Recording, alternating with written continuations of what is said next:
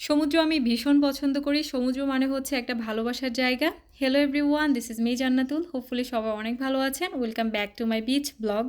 আজকে আমি চলে যাব সমুদ্রে। যদিও আমাদের এখানে এখন উইন্টারে বেশি একটা মানুষ সমুদ্রে যায় না বললেই চলে। বাট আমার মতো যারা সমুদ্র অনেক বেশি ভালোবাসে তাদের কাছে উইন্টার, সামার এগুলা ডাজন্ট ম্যাটার। উইন্টার তো কি হয়েছে, আমার তো সমুদ্রে যেতেই হবে। আমার কাছে মনে হয় সমুদ্র আমাকে বারবার ডাকে, সেজন্য আজকে চলে গেলাম সমুদ্রে। তারপর আমি ঘুম থেকে উঠেই একদম ঝটপট করে রেডি হয়ে গেলাম। আর সমুদ্রে যখন যাব তখন আমার এই ধরনের ব্রেসলাইট বা একটু জুয়েলারি, একটু এরকম টাইপের জুয়েলারি পরতে ভীষণ ভালো লাগে। তারপর আমি একদম সিম্পল একটা লুক দিলাম, একটু ব্লাশ দিলাম, তারপর একটু ময়শ্চারাইজার ইউজ করলাম, অ্যান্ড দেন আমার ফেভারিট এই পিঙ্ক কালার লিপস্টিকটা ইউজ করে নিলাম। এই লিপিটা আমার অনেক বেশি পছন্দের। এই তো উইদিন 5 মিনিট আমি একদমই রেডি হয়ে গেলাম। তারপর আমি ড্রাইভ করে চলে যাচ্ছি, যেহেতু অনেকটাই দূরে আমি হয়তো পুরোটা ড্রাইভ করে যেতে পারবো না, যতটুকু পসিবল আমি নিজে ড্রাইভ করে যাচ্ছি। আর আজকে আমার ড্রেস একদম ব্লু আর হোয়াইটের মধ্যে হয়ে গেছে। আমার কাছে মনে হচ্ছে সমুদ্রের সাথে ব্লু কালারটা অনেক বেশি যায়, সেজন্য আমি কিছুটা হ্যাপি ছিলাম, যদিও আমার কোনো প্রি প্ল্যান ছিল না। আজকে আমরা চলে যাচ্ছি আমাদের বাসা থেকে অনেকটাই দূরের একটা সমুদ্রে। লেটস সি এটা কেমন হয়, যদিও আমি আর কখনো সেখানে যাইনি। তারপর অর্ধেক পথে যাওয়ার পর আমরা একটা কফি শপে চলে আসলাম কফি খাওয়ার জন্য, যেহেতু আমাদেরকে আরও লং টাইম জার্নি করতে হবে। সেখানে যাওয়ার পর আমি অনেক আরাম করে কফি খাচ্ছিলাম, আর আমার হাজব্যান্ডকে বললাম তুমি ড্রাইভ করো, আমি এখন আর কোনোভাবে ড্রাইভ করতে পারবো না।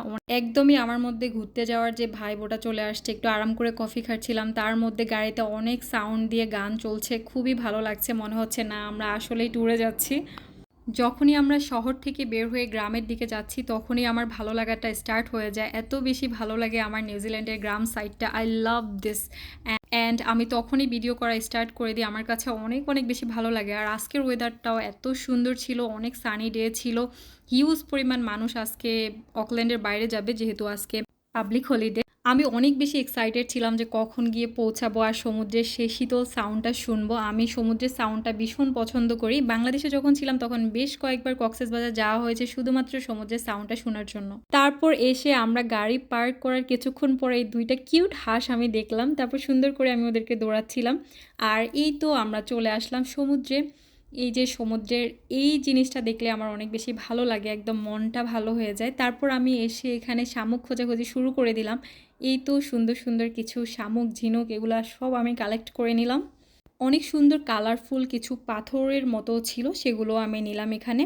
তারপর আমি একদম জুতা খুলে হাঁটা শুরু করলাম। আমাদের বাসা থেকে অলমোস্ট 70 কিলোমিটার দূরে আমরা চলে আসলাম শুধুমাত্র এই জায়গাটায় আসার জন্য। এটা আমাদের বাসা থেকে অনেকটাই দূরে, বাট অনেক সুন্দর একটা জায়গা। মনে হচ্ছে এতক্ষণ জার্নি করে এসে আমার যেই কষ্টটা ছিল সেটা একদমই মিশে গেছে। এত সুন্দর একটা ওয়েদার, এত সুন্দর সব কিছু দেখে। নিউজিল্যান্ডের একটা জিনিস আমার সব থেকে বেশি ভালো লাগে, সেটা হচ্ছে বিচের যে ব্যাপারটা। বিচে ভরপুর নিউজিল্যান্ড, মানে কোনো সমস্যা নাই। অনেক অনেক বিচ আছে এখানে, যেটা আমার সব থেকে বেশি পছন্দের।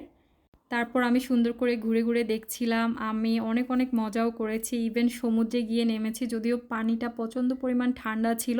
নর্মালি দেখি যে অনেকেই সমুদ্রের পাড়ে গেলে এরকম লেখালেখি করে। আমি ভাবলাম হোয়াই নট, কিছু একটা লিখে ফেলি। দেন আমি এখানে আমার পছন্দ মতো অনেক কিছু লেখা শুরু করে দিলাম, বাট পরেরটা আর না দেখাই।